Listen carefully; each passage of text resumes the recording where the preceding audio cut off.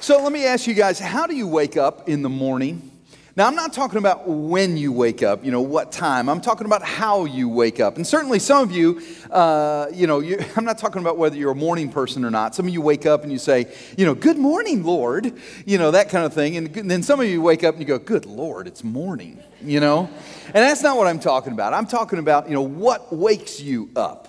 Some of you wake up because the sun comes up and it beams in your window and the light just wakes you up, right?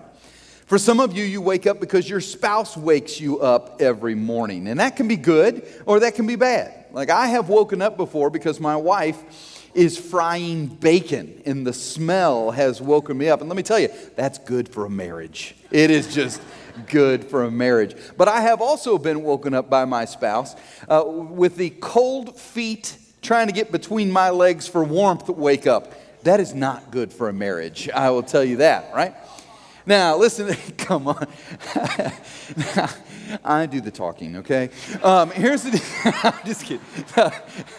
Now, how many of you have woken up, your kids wake you up? Raise your hand if your kids wake you up, right? Yeah, okay. Now, you know that if you have little babies that wake you up, what that is like, that can be rough. In fact, the term or the phrase, I slept like a baby. That makes no sense at all, does it not? Because the babies are always awake. Well, I'm glad to be past that a little bit. But I tell you, my son, who's now 9, but when he was 3 years old, Joe would wake up and he would walk into our room, late at night, 2 in the morning, whatever. He would walk into our room and he would, when he saw that we were still sleeping, he's such a sweet kid, he didn't want to wake us up, so he would just come in and stand by the bed, breathing. And I would just sort of hear this breathing and somehow wake up, and there's this little Chucky doll right there. That is freaky. I am telling you, that is the craziest way to wake up. Well, here's how I wake up every day with my phone. Do you guys do this? Like, I have alarms on my phone, and I have an iPhone. How many of you are iPhone users? Raise your hand. So you're going to understand some of these. How many of you are Android people? Yeah, get out, okay? No, I'm just kidding. But this is an iPhone, and so I was looking through here, and some of you, because you're iPhone people, you'll hear some of these that you recognize. These are some of the alarms that you can use. Now, some of these don't make sense to me, like this one right here.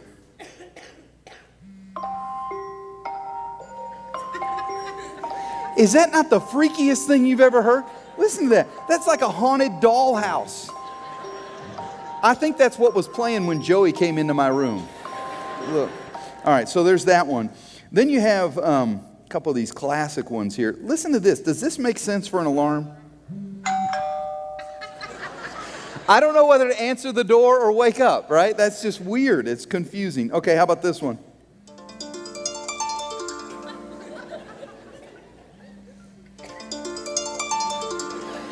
That to me is kind of like, get up if you feel like it.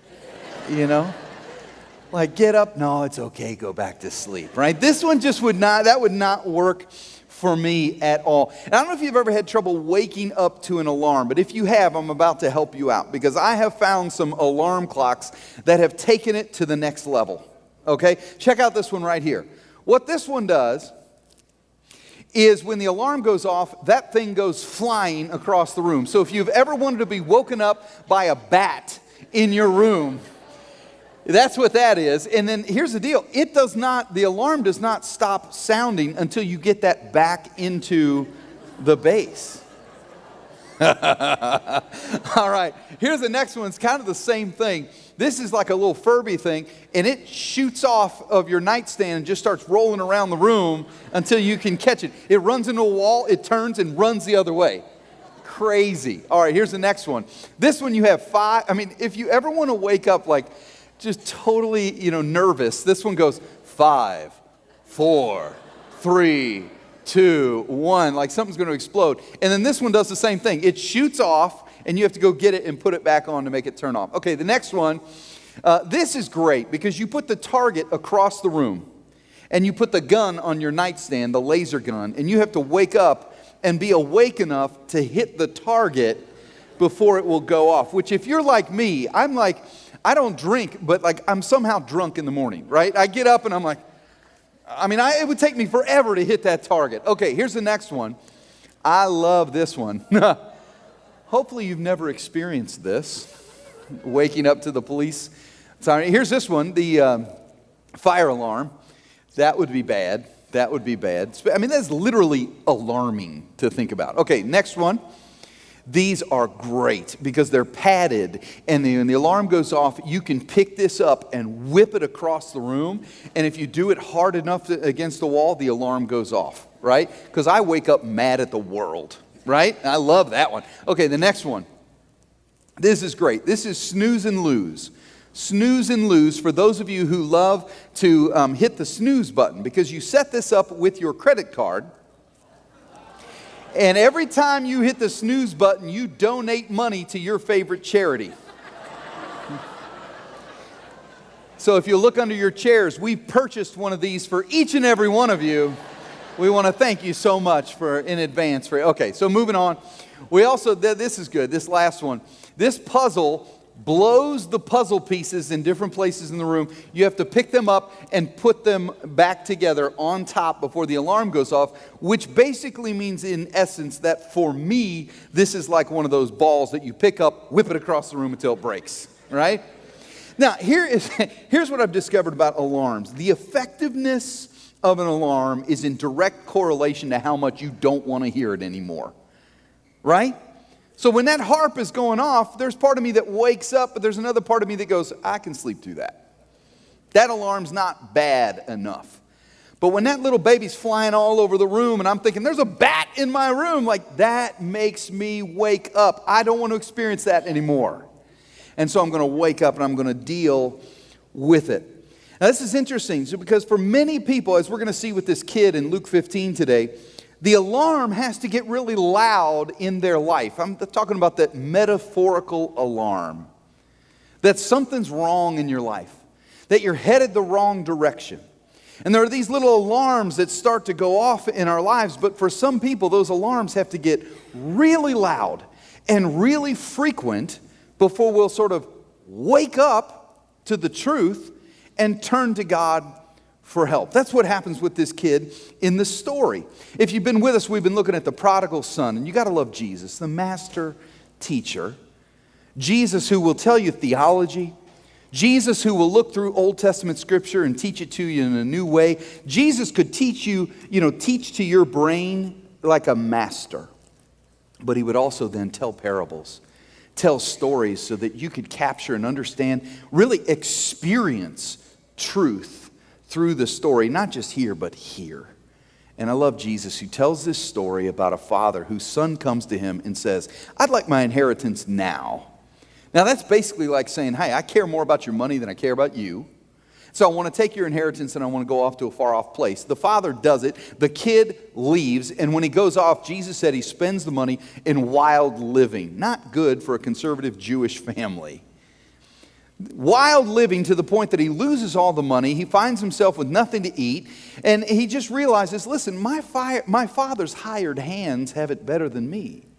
I'm going to get up and I'm going to go home. He doesn't know what he's going to encounter on his way home with his father. And so he decides, I'm going to rehearse my apology speech. I've sinned against you. I'm so sorry. Can I please come home? But he never gets a chance to say the speech to his father because his father sees him a long way off, runs, and before he has a chance to say anything, his father's giving him a hug. His father's putting a ring on his finger. His father's putting a robe around him. He's saying, come home. My son was lost, but now he's found. It's a beautiful story. It's a story that I would go, you know what, the point of that, I could hear the point of that in a second. Father's ready to forgive, or it's never too late to come home, or whatever. Like I could capture the intellectual part of that story in just a second, but the way Jesus tells it, man, it hits me right here. You love this story. And you almost feel all the circumstances, all the alarms that are going off in this kid's life. First, the economy, right? He loses his money. Certainly when he took that money from his father and he went off to to this place, I'm sure he wanted to establish himself, not just do wild living, but he probably wanted to start a career, wanted to get things going. And here's the deal, that for some of us, our wealth will keep us from waking up. It took this kid from losing everything before he starts to wake up. And for some of us, we're so wealthy that we just don't wake up. Jesus, you remember when Jesus said, it's easier for a camel to go through the eye of a needle than a rich man to enter the kingdom of heaven. Did you ever read that and think, oh, okay, Jesus is just the king of random metaphors? Like, that's just a weird thing to say, Jesus. I mean, huge mammal, sewing equipment, trying to make a point. Like, what is going on there? Well, guess what? There was a gate in Jerusalem called the Eye of the Needle. They called it that because it was just so much smaller than all the other gates. And what would happen is, if you had somebody of means who had some stuff, some possessions, some wealth packed onto their camel, that camel couldn't make it through. It was too narrow, too low. And so if the camel was going to go through that gate, they actually had to unload the camel.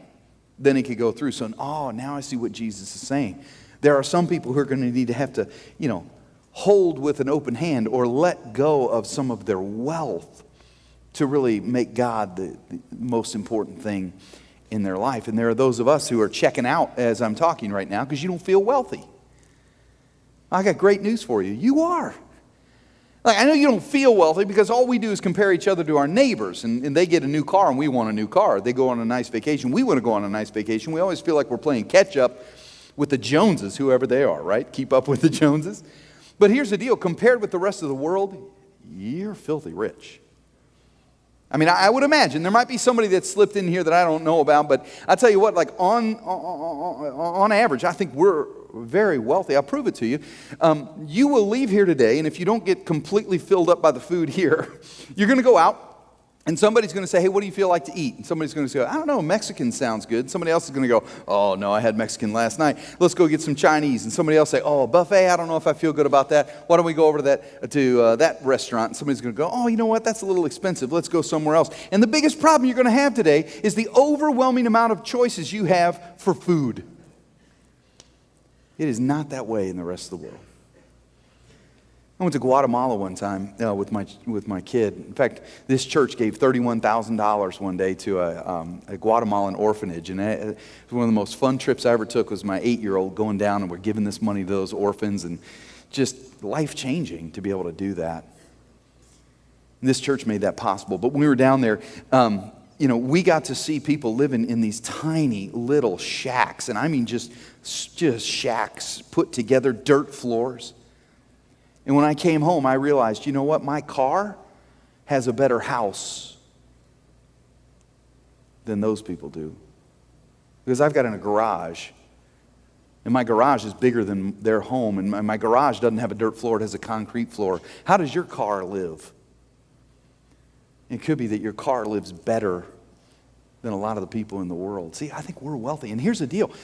Our wealth is not a problem unless it becomes a way that insulates us from the reality of the world that's going around us and keeps us from waking up and turning to God. Does that make sense? See, what happened to this kid eventually then is he starts to get hungry. The wealth goes away. He starts to get hungry. He starts to feel the pain that was the consequences of some of his negative, sinful choices. And that's when he began to wake up. Now, there are those of us who are not waking up because we are not in the pain stage of sinful choices. We're still in the fun stage. See, the fun stage, what are you talking about? What I'm talking about is sin is fun. Hold on. You're supposed to say God is good, sin is bad. I am saying that, but listen, sin in the beginning is fun. Let's be honest with each other. I mean, would you do it if it wasn't fun? I mean, in a month, my kids are going to put on costumes and they're going to go steal candy from all our neighbors, right? Your kids will do the same thing. And they'll come home with all these amazing things. And you're going to be sitting there and you're going to be going, you know what? I shouldn't, but that's a Reese's cup. And you're going to eat that Reese's cup. And you don't do it. You don't do it because it tastes bad. You don't do it because it's excruciatingly painful. You grab those peanut M&Ms and those little caramels with the little white cream in it. And I could go on. You eat that because it tastes good. It's fun. Sin in the beginning is fun. When you get the text from that person at the office who's not your wife but is of the same gender and they're kind of flirting with you, guess what? That's kind of exciting. And if you're not careful, you'll start making little choices like, hey, I think I'm going to go hang out at the break room because that's kind of when they hang out at the break room. And I'm not going to do anything bad. I just want to kind of, Or I'm going to stay late at work because, they stay late at work. And, it's not going to lead to anything. I'm just going to talk. And we'll start doing things like that. You know why we do dumb things like that? It's not because it's painful to get flirted with. It's kind of fun. Some of us are going to go out and we can't afford, we should not even we should not have a credit card, right?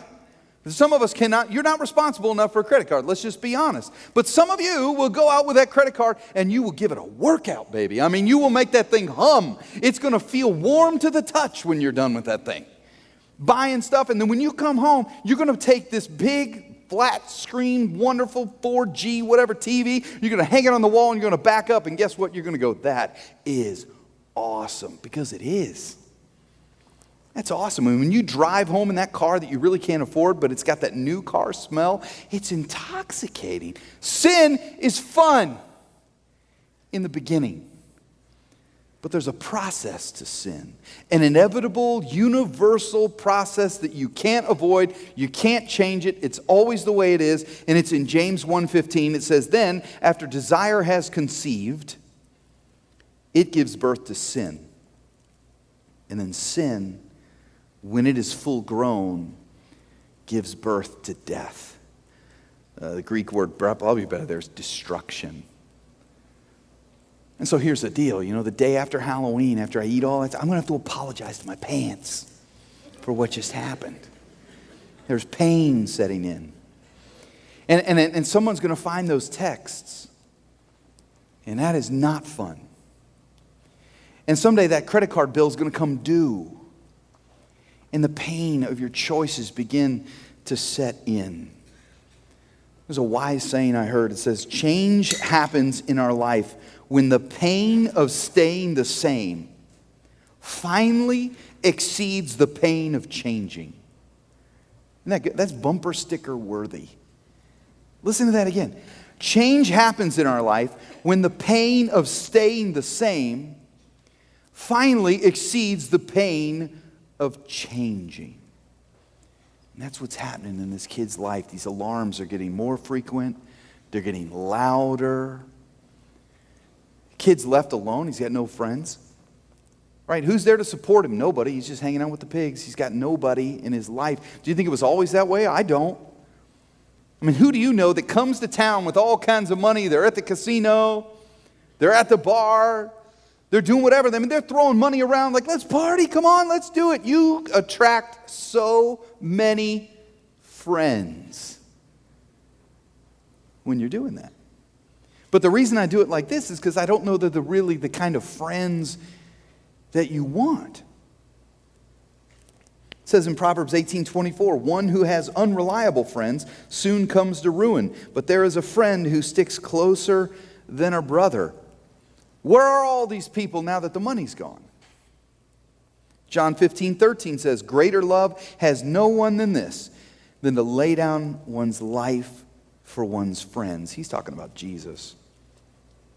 Man, those are the kind of friends I want. Those are the kind of friends that are going to help me wake up. My friend could actually be the alarm that God uses in my life to say, hey, you know what? I care more about you than I do about this kind of awkward conversation we're about to have. But I need to tell you the truth about this decision you're about to make because I love you. And guess what? This guy that you're going after, everybody can see that he's not right for you. This business decision that you're about to make that you think is a sure thing, everybody else sees as the most risky thing you've ever done.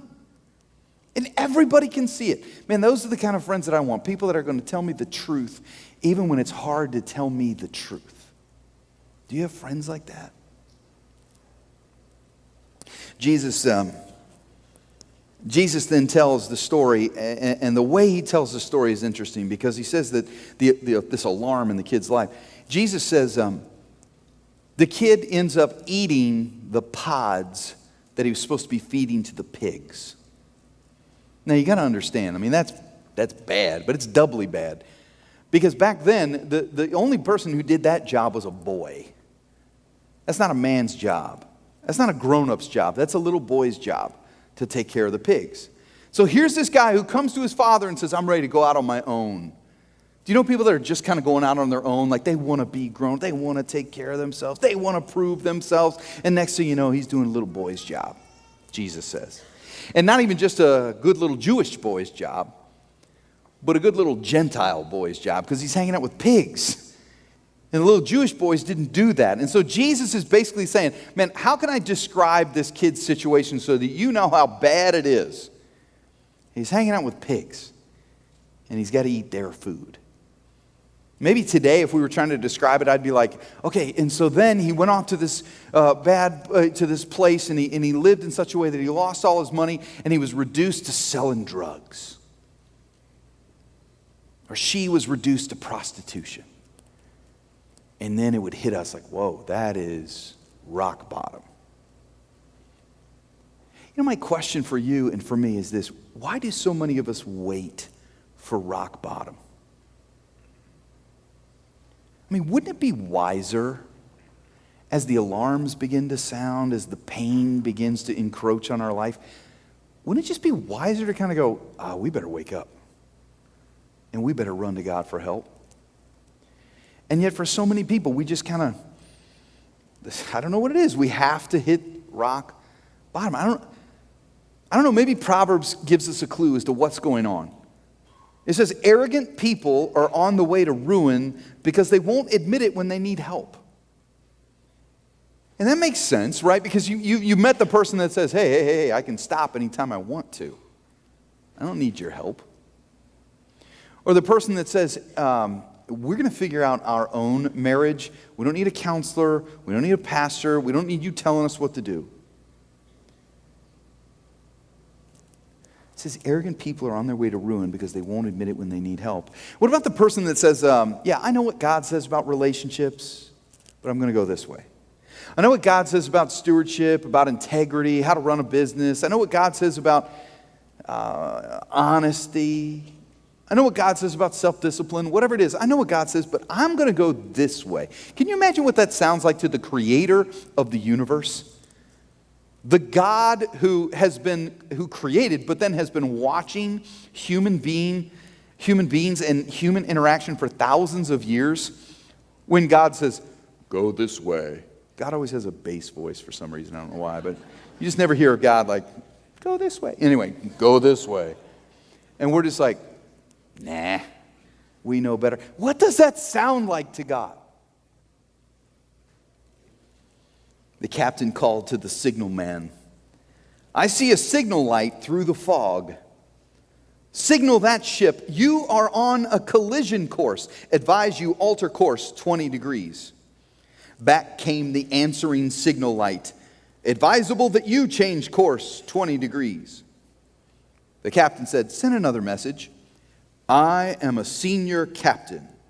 Change course 20 degrees. This is the signal light. I am a seaman second class, came the reply. Change your course at once. The captain was furious. He proudly spat out, we are a battleship. You change your course 20 degrees. The flashing light replied, I am a lighthouse. And the captain changed his course. You know, last week, I listened to Brad's message last week. It's brilliant. I love that guy. And the verse that he used is so apropos here. Proverbs 14:12. There is a way that seems right to a man, but in the end it leads to death. And how many of us have been or have been the friend of that person that is just going, God, I know this is right. I know this is right. I know what your word says, But that book is like 2,000 years out of date. And the world says this, like they all say this is the right way. I'm going this way. Because that's the way that seems right to me. But in the end, that could be the very way that leads to our death. It's the guy that has been struggling with alcoholism. We talked to him a couple of weeks ago, not for years, but for decades. And he's been so functional at it. He's been so good at managing it. But he just lost his first job because of the alcoholism. And that's just the alarm getting a little louder in his life. It's the girl whose hand is shaking as she holds the results to the pregnancy test, just hoping that it says what she wants it to say. That's the alarm getting louder in her life. It's a college student who just got their grades back, and they're not horrible, but they're not good enough to keep the scholarship because they've been out partying all the time. And that may not be the end of the world, but guess what? That alarm is ringing. Are they going to wake up? The alarm will get louder and louder and louder. It's the guy who turns off the computer. His wife's asleep in the next room, and he has poisoned his mind because he realizes now that he's not even really attracted to his wife anymore. And that's the alarm getting louder and louder in our lives. Guys, this awakening is a game changer. The first week that we looked at this story, and if you haven't looked at it, go back on YouTube and look at all the teachings. But the first one was that awakening to longing. It's when the kid said, yeah, I'm living with my father, but there's got to be something more. I bet there's more fulfillment, more purpose, more meaning, more something. And that's where a lot of us are. We realize there's got to be something more than just going to work every day, coming home, taking the kids to soccer, and then binge watching Netflix, and then getting up and doing it all over again. There's got to be more to life. Maybe some of you are here today because you're going, there's got to be more than what I'm experiencing. And then, then we talked last week, Brad talked about the awakening to regret. This idea that you come to a point in your life where you just go, this isn't working. My way's not working. So what do I do? And there's just kind of a wake-up moment. And this week is an awakening to help. It's that moment where we say, you know what, I'm not going to try to prove myself anymore. I'm not going to try to find fulfillment on my own. And I'm not going to try to find those things everywhere else. There's one place, one source. There's one place I need to go for help. Look at this right here. Here's the prayer. Awaken in me the willingness to turn towards you, God, for help. Luke 15:20, the son is walking home. And it says, while he was still a long way off, his father saw him and was filled with compassion for him. And he ran to his son and he threw his arms around him and he kissed him. You know what phrase I like in there? While he was still a long way off. That father was scanning the horizon looking for his son. And I'm so glad. Because there are those of us in this room who are not coming back to God because we know how long a journey it is.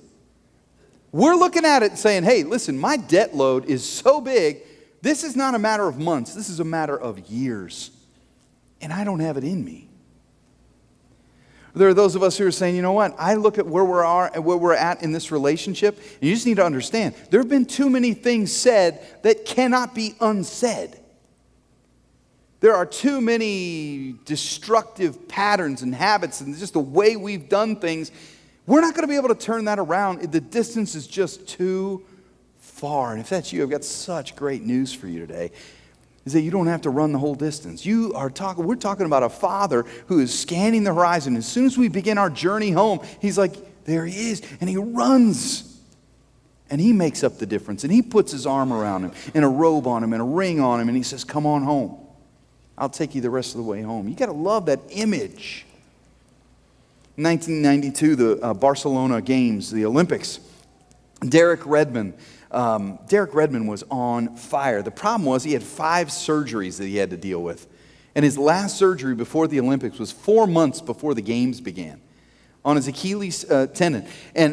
But even though that thing was 4 months ago, here he is in the Olympics, and he has won his heat, and he had the best time. So he is like the favorite to win. So when they hit the gun and he's flying around, that guy right there is on his way to gold. but his hamstring tore halfway around the track. And he pulls up and he collapses in pain. And he's just destroyed. But he gets up. Something in him is like, I got to get to the finish line. I got to get home. But you're watching this kid, and he's just like, every step is an effort. And it's like, how's he ever going to get there? And then after a couple of minutes, you see this man come out of the stands. Like, he climbs over all the security gates and everything, and he runs out to Derek, and he puts his arm around him. He says, come on, let's go. And he starts helping him. Here's an image of the guy right here. And it's interesting because you see security people walking up going, hey, you can't do this. Like multiple ones. And this guy right here is just like, get out. I'm helping this guy across the thing. And then the announcer tells you what's going on. That's Derek's father, who saw his son and saw the distance he had to go and said, that's it. I can't wait anymore. I got to go help him. And guys, I have no clue who won the gold medal in that race. But I will never forget that image of a father running the distance to help his son. And this image that Jesus gives us, this father who runs, is just so cool. Because back then, distinguished people didn't run. I mean, for one thing, you'd have to lift up your robe and show your exposed ankles. Which back then, like, you didn't do that, But then a distinguished person didn't run, and that's not so unlike what happens today. When's the last time you saw President Obama running to make an appointment? He doesn't ever look hurried, does he? Because no, people run to him. He's a person of importance, that office. And so, people run to him. He walks to greet people. That's just the way it was. But this father's like, I don't care. I'll break protocol. I'll do whatever it takes. That's my son out there. You know what else? And this is so new to me, and I love it. There's this ceremony called Kes Aha. And now that I know about this ceremony, it just makes this story and this image that much more powerful to me. Because what happened in Kes Aha was if there was a son, if there was a daughter, if there was somebody who broke God's law, maybe they were caught in adultery or they abandoned the faith or whatever, these conservative Jewish people, the way they dealt with it was they just ostracized them and sent them out. And if those kids ever came to their senses and said, I got to go back home, they would come back home, and on the way back home, the people of the community would go and meet them so that the family didn't have to. Because here's the deal, you don't come back home. You're not allowed. And so rather than having the family go through the excruciating pain of walking up and saying, I'm sorry, you're not welcome here anymore, son, the people of the community would go and they would perform the Kes Aha ceremony. They would all grab clay pots and they would come and they would meet this kid at the gate. And before he came in, they would all take their pots and smash them 1, 2, 10, 40 in front of this kid. And you just imagine, it's so like fireworks in front of this kid. And then they said, you broke God's law. You broke relationship with your family. You broke relationship with this community, and you have broken any chance you have at getting back into this town. So be gone. You're not allowed to come here. That was like an official ceremony. And now the running father makes that much more, powerful image for me, because now I'm just imagining this father running to meet his son, passing people with clay pots. You can imagine some of the people like, get the pots, he's coming. Oh, I know this kid, you better get a big pot for this kid,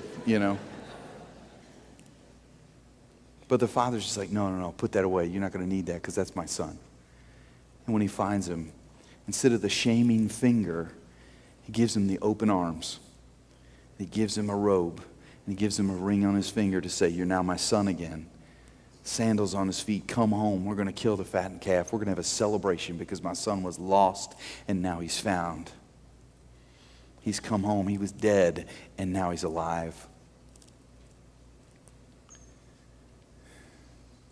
Folks, there's two kinds of people in this room.